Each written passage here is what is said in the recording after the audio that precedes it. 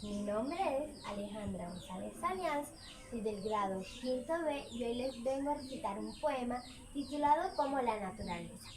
En mi casa hay muchas flores y también hay mariposas que se comparan con mi casita tan bonita y brillantina.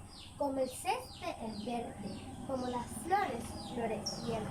La naturaleza es bella, como quieras tú la encuentras.